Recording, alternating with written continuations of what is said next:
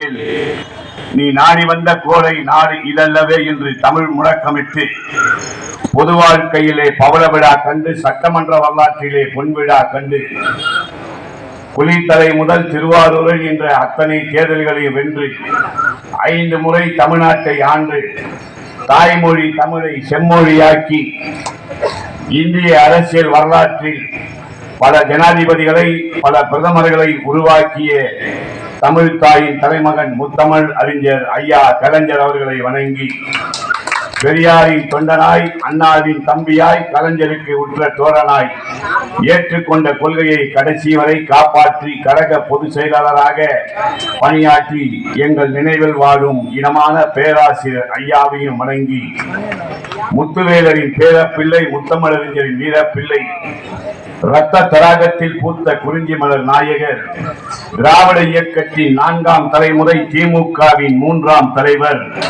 இந்திய அரசியலில் உழைப்பால் உயர்ந்த ஒரே தலைவர் ஒரே முதல்வர் திராவிட மாடல் ஆட்சியின் நாயகர் இந்தியாவின் வழிகாட்டி கழக தலைவர் தமிழ்நாடு முதல்வர் மக்கள் முதல்வர் அண்ணன் தளபதியும் வணங்கி கழக இளைஞரணி செயலாளர்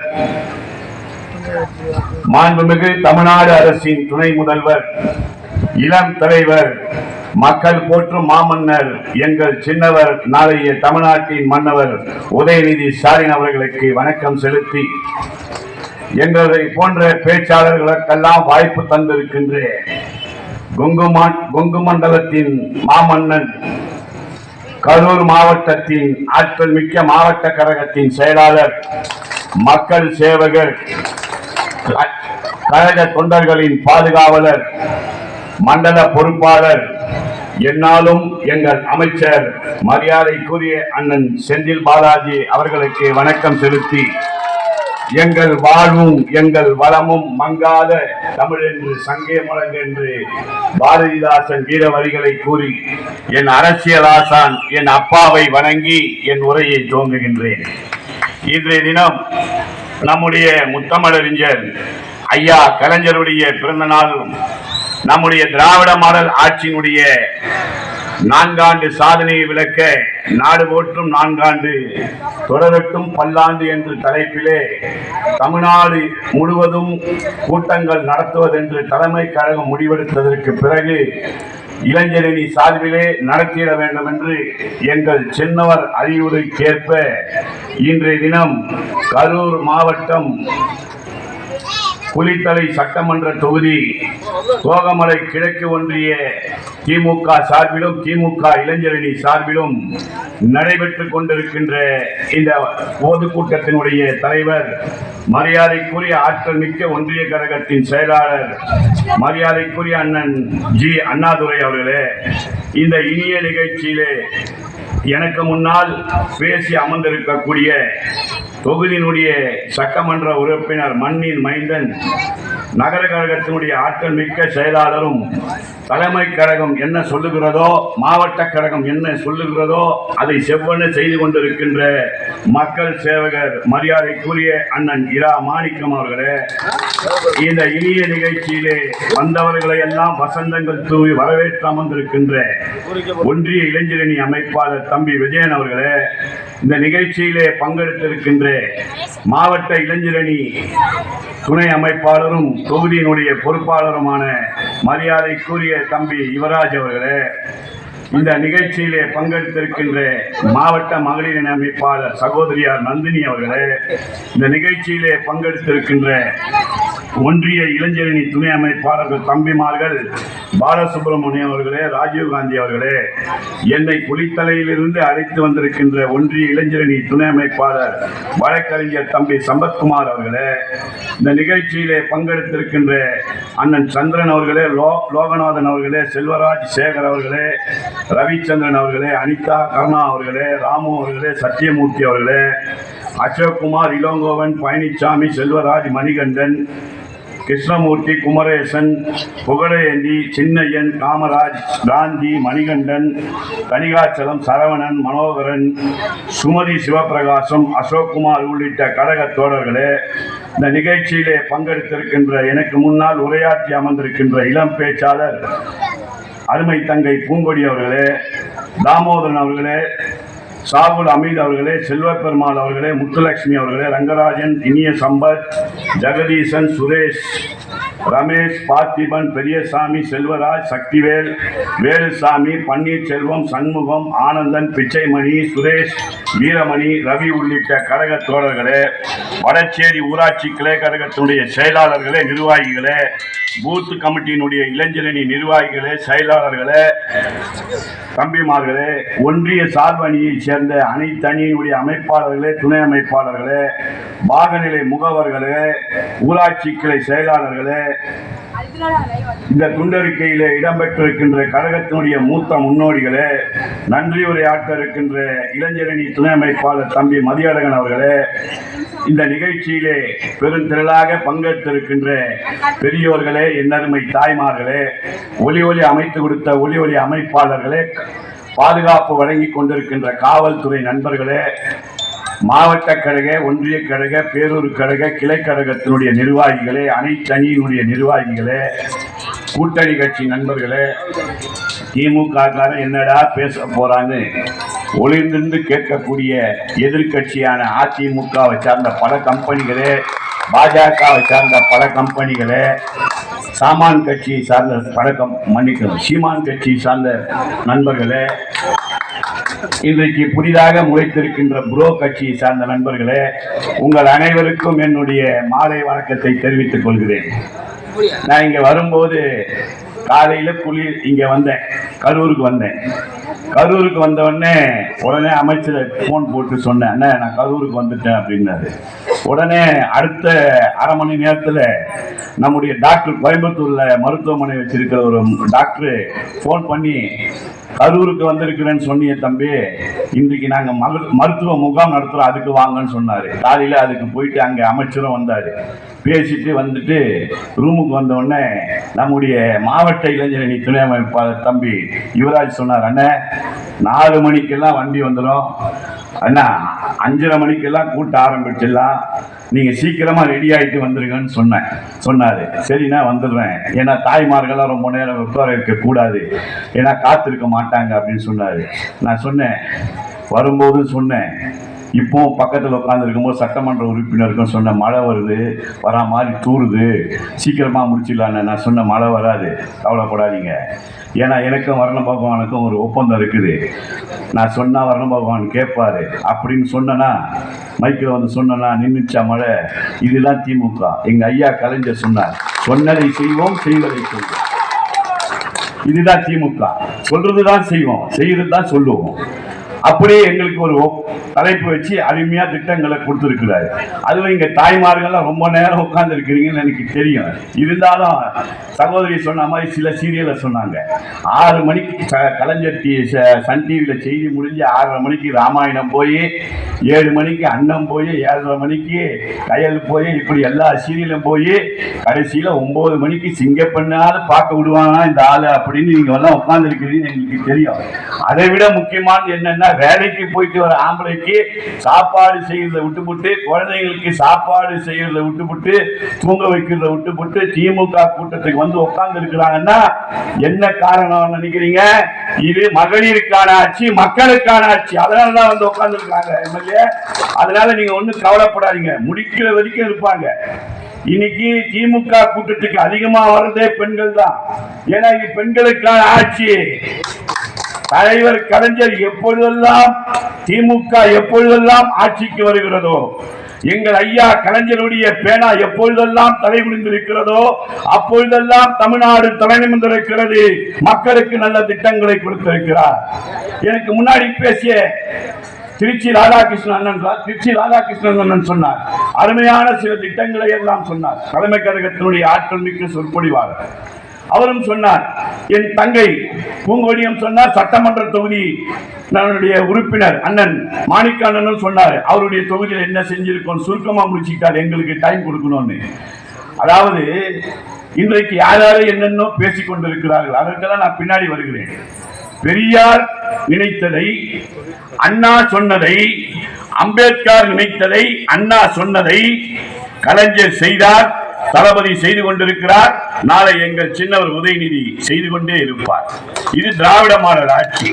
1929 தந்தை பெரியார் செங்கல்பட்டு மாநாட்டிலே தீர்மானம் போட்டார். என்ன தீர்மானம்?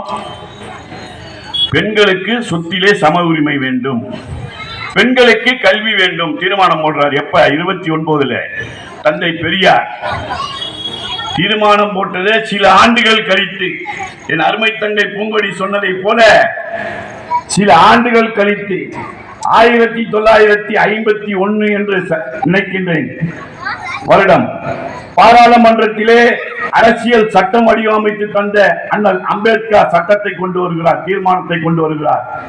என்ன தீர்மானம்? பெண்களுக்கு சம உரிமை வேண்டும், பெண்களுக்கு கல்வி வேண்டும் என்று அண்ணல் அம்பேத்கர் கொண்டு வந்த தீர்மானத்தை இன்றைக்கு எப்படி ஒன்றிய அரசினுடைய பிரதமர் மோடி தமிழ்நாட்டை வஞ்சிக்கிறாரோ, அன்றைக்கு அதே போல அன்றைக்கு இருந்த பாப்பனர்கள் அந்த திட்டத்தை தோற்கடித்து விட்டு அந்த தீர்மானத்தை தோற்கடித்து விட்டார்கள். உடனே அண்ணல் அம்பேத்கர் பாராளுமன்றத்தை விட்டு வெளியே வந்து சொன்னார். என்ன சொன்னார்? நான் பெண்களுக்கான கொண்டு வந்த திட்டத்தை இவர்கள் தோற்கடித்து விட்டார்கள், ஆகையினால் என்னுடைய அமைச்சர் பதவியை ராஜினாமா செய்கிறேன் என்று சொல்லி ராஜினாமா செய்துவிட்டு பிறகு ஒரு வார்த்தை சொன்னார். என்ன வார்த்தை என்று சொன்னால், பொன் எழுத்தால் பொறிக்கப்பட வேண்டிய வார்த்தை. நான் இருப்பனோ இருக்க மாட்டனோ எனக்கு தெரியாது, எனக்கு பின்னால் இந்தியாவில் இருக்கின்ற பெண்களுக்கான நல்ல திட்டத்தை கொண்டு வருவதற்கு ஒரு தலைவர் வருவார் என்று சொன்னார். அந்த தலைவர் தான் எங்கள் ஐயா முத்தமிழறிஞர் கலைஞர். 3வது முறையாக 89 ஆட்சிக்கு வந்தவுடன் பெண்களுக்கு சம உரிமை என்று சட்டம் போட்டார். இன்றைக்கு எங்கள் தாய்மார்கள் சகோதரிகள் எல்லாம் நாற்காலி போட்டு அமர வைத்திருக்கிறார்கள். நீங்களும் அமர்ந்திருக்கிறீர்கள்.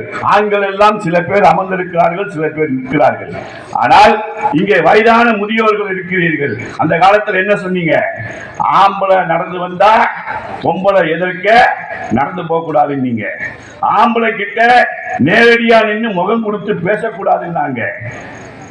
பொட்ட பிள்ளைய பள்ளிக்கூடத்துக்கு அனுப்புனா எவனுக்கோ ஒருத்தனுக்கு சமைச்சு போட போற பொட்ட கழுது உனக்கு எதுக்கு படிப்புன்னு சொன்ன காலத்தை மாற்றி எங்கள் ஐயா கலைஞர் சொன்னார், மகளே நீ 8வது வரை படி, 5000 தருகிறேன் என்று சொல்லி பெண் பிள்ளையை படிக்க வைத்த முதலமைச்சர், இந்தியாவில் ஒரே முதலமைச்சர் எங்கள் ஐயா கலைஞர். 8வது வரை படி 5000 தருகிறேன், 10வது வரை படி 10,000 தருகிறேன், 12வது படி 25,000 தருகிறேன் என்று சொல்லி 50,000 வரைக்கும் கொடுத்து பெண் பிள்ளையை படிக்க வைத்த இந்தியாவில் ஒரே முதலமைச்சர் எங்கள் ஐயா முத்தமிழறிஞர் கலைஞர். அவருக்கு தான் நாங்கள் இன்னைக்கு பிறந்த நாள் விழா எடுத்துக் கொண்டிருக்கிறோம். புலிக்கு பிறந்தது பூனையாகாது என்பதை போல அப்பா 8 அடி பாஞ்சா புள்ள 14 அடி பாய்வான் சொல்லுவாங்க. எங்கள் அண்ணன் தளபதி சொன்னார், மகளே நீ பள்ளி படிப்போடு நிறுத்தி விடாதே, கல்லூரி படிக்கையும் படிக்கவா, உனக்கு நான் மாதம் 1000 தருகிறேன் என்று சொல்லி புதுமை பெண் திட்டம் என்று பெயர் சூட்டி 3 வருஷம் படிச்சா 36,000 தருகிறேன், 4 வருஷம் படிச்சா 48,000 தருகிறேன், 5 வருஷம் படிச்சா 60,000 தருகிறேன் என்று சொல்லி இன்றைக்கு பெண் பிள்ளையை கல்லூரி படிப்பை படிக்க வைத்த இந்தியாவில் ஒரே முதலமைச்சர் எங்கள் அண்ணன் தளபதி முத்துவேல் கருணாநிதி ஸ்டாலின். இன்றைக்கு இந்தியாவிலே பெண் பிள்ளைகள் படித்த அதிகமான பெண் பிள்ளைகள் படித்த மாநிலம் எது என்று கேட்டால் முதல் மாநிலம் தமிழ்நாடு. இது அதுக்கு அடுத்தது வருவோம். மகளிருக்கு சொத்துல சம உரிமை கொடுத்தாச்சு, படிப்பு கொடுத்தாச்சு, சொந்த காலில் மகளிர் நிக்கணும். அடுத்தவங்க கிட்ட போய் கையேந்தி நிக்க கூடாது, எல்லாத்துக்கும் போய் கையேந்த கூடாதுன்னு சொல்லி மகளிர் சுய உதவி குழுவை ஆரம்பித்து அந்த சுய உதவி குழுக்களுக்கு நிதியும் கொடுத்து கடனையும் கொடுத்து கடனையும் தள்ளுபடி செய்த ஆட்சி திமுக ஆட்சி செய்த தலைவர் ஐயா கலைஞர். இன்றைக்கு நம்முடைய தளபதி முத்துவேல் கருணாநிதி ஸ்டாலின் அவர்கள் கொடுத்தாச்சு, ரைட்டு. அதுக்கப்புறம் முன்னாடி ஐயா கலைஞர் முதலமைச்சரா 2வது தடவை 3வது முதல் முறை 2வது முறை 3வது முறை இருக்கும் போது எண்ணற்ற திட்டங்களை கொடுத்தார்கள். இன்றைக்கு எதிர்கட்சி தலைவராக இருக்கின்ற எடப்பாடி பழனிசாமி பொய்யா பேசிட்டு இருக்கிறாங்க. எம்எல்ஏ அவர் சட்டமன்றத்திலேயே பாக்குறாரு. வெளியெல்லாம் போய் வாய்க்கு தகுந்தால பொய்யா பேசிட்டு இருக்கிறான். பச்சை தண்டை ஒண்ணு போட்டுக்கிட்டு. அது 3 முக்கியமான விஷயம் சொல்றாங்க. வயிறறி எங்களுக்கு எல்லாம் பொதுமக்கள் எல்லாம் நிறைய இடத்துல விரட்டி அமைச்சிருக்காங்க. பேசிட்டே இருக்காங்க, அமைதியா உட்காருங்க. வயிறறி எங்களுக்கு எல்லாம் என்ன சொல்றான் எடப்பாடி? பச்சை துண்டை மேல போட்டுக்கிட்டு விவசாயின்னு சொல்றான். எடப்பாடி நீ விவசாயிடா, சரி விவசாயி மக்களுக்காக நீ என்ன செஞ்ச சொல்லு. சரி நீ செய்யல. மை ஓல்டு ஃப்ரெண்ட், எங்க குடும்ப நண்பர் ஜெயலலிதா முதலமைச்சர் இருந்தால உங்க தலைவி, அவங்க என்ன செஞ்சாங்கன்னு சொல்லு. சரி வேண்டாம், உங்க கம்பெனி ஆரம்பிச்சாரு எம்ஜிஆர், அவர் விவசாயிகளுக்காக என்ன செஞ்சாருன்னு சொல்லு. நான் சொல்லட்டுமா? வரலாறு தெரியாத பேசறதா எடப்பாடி? கோமா வந்து எங்களுக்கு எம்ஜிஆர் விவசாய படத்தில் நடிச்சாராம், பாட்டு வேற பாடினாராம். என்ன பாட்டு? விவசாயி நானும் ஒரு தொழிலாளின்னு பாட்டு பாடிட்டாராம். அதனால விவசாயிகளுக்கு எல்லாம் நல்லா செய்வாருன்னு சொல்லிட்டு எம்ஜிஆர் முதலமைச்சரா இருக்கும் போது ஐயா நாராயணசாமி நாயுடு தலைமையில விவசாயிகளா ஒன்னா சேர்ந்து எம்ஜிஆர் கிட்ட போய், முதலமைச்சர் அவர்களே மின்சார கட்டணம் அதிகமா இருக்குது, ஒரு யூனிட்டுக்கு 1 பைசா குறைங்கன்னு முதலமைச்சர் அந்த எம்ஜிஆர் கிட்ட போய் கேட்டாங்க விவசாயி எல்லாம். எம்ஜிஆர் ஒரே வார்த்தையை சொல்லி வெளியே அனுப்பிச்சிட்டாரு, அதெல்லாம் குறைக்க முடியாது, வெளியே போங்கன்ட்டாரு. வெளியே வந்து போராடிய விவசாயியை போலீஸை விட்டு அடித்து துப்பாக்கி சூடு நடத்திய முதலமைச்சர் எம்ஜிஆர் எடப்பாடி வரலாறு தெரியாம பேசாதரா? அதுக்கப்புறம் எங்க ஐயா கலைஞர் 89 ஆட்சிக்கு வந்தவொடனே அதே விவசாயிகளா ஒன்னா சேர்ந்து வந்தாங்க எல்லா விவசாயியும். எங்க ஐயா கலைஞர்கிட்ட கேட்டாங்க, முதலமைச்சர் பார்க்க வராங்க. சட்டமன்றத்துக்கு வந்த உடனே தலைமை செயலகத்துக்கு அப்ப கலைஞர் ஐயாவுக்கு நான் தான் கதவை திறந்து எல்லாம் உள்ள போங்கன்னு அனுப்பிச்சேன். உள்ள போன உடனே எல்லாம் கேட்டாங்க எங்க ஐயா கலைஞரிடம், ஐயா முதலமைச்சர் அவர்களே, நாங்க முன்னாள் முதலமைச்சர் எம்ஜிஆர் கேட்டோம், அவரு குறைக்க மாட்டேன்னு சொல்லிட்டாரு, நீங்களாவது 1 பைசா குறைங்க அப்படின்னு சொன்னாங்க. எங்கள் ஐயா கலைஞரும் சொன்னார், நானும் 1 பைசா குறைக்க மாட்டேன், ஆனால் இனிமேல் நீங்கள் 1 பைசா கூட மின்சார கட்டணம் செலுத்த தேவையில்லை, இலவச மின்சாரம் தருகிறேன் என்று சொல்லி ஏழை விவசாயிகளே ஒளியாற்றிய தலைவர் எங்கள் ஐயா கலைஞர். அவருக்குதான் இன்னைக்கு பிறந்த நாள் விழா. எடப்பாடி பேசாதடா, பொய்யா பேசாத. அதுக்கப்புறம் என்ன சொல்றான்? திமுக ஆட்சி வந்து ஒண்ணுமே செய்யல, 4 வருஷம் ஆட்சி சொன்னதெல்லாம் செய்யல. இங்கே உட்கார்ந்து இருக்கின்ற தாய்மார்களையும் பொதுமக்களையும் உங்கள் பாடுபட்டு கற்கிறேன், மனதில் கை வைத்து சொல்லுங்கள். 525 வாக்குறுதிகளை கொடுத்து 99% நிறைவேற்றி சொன்னதையும் சொல்லாத பல திட்டங்களை நிறைவேற்றிய இந்தியாவில் ஒரே முதலமைச்சர், நம்பர் 1 முதலமைச்சர் முத்துவேல் கருணாநிதி ஸ்டாலின். பொய்யா சொல்றாமா? பொய்யா சொல்றான். அதுக்கப்புறம் ஒண்ணு சொல்றான் எம்எல்ஏ, திமுக ஆட்சியில சட்டம் ஒழுங்கு சரியில்லை. ஏண்டா எடப்பாடி, அதை நீ சொல்லாமடா? நீ சொல்லாமடா எடப்பாடி? உங்க ஆட்சியில தானடா, அதிமுக ஆட்சியில தானே தர்மபுரியில 3 மாணவிகளை கொத்துனீங்க உயிரோட. உங்க பொல்லாத ஆட்சிக்கு பொள்ளாச்சி சம்பவமே சாட்சி இல்லையா?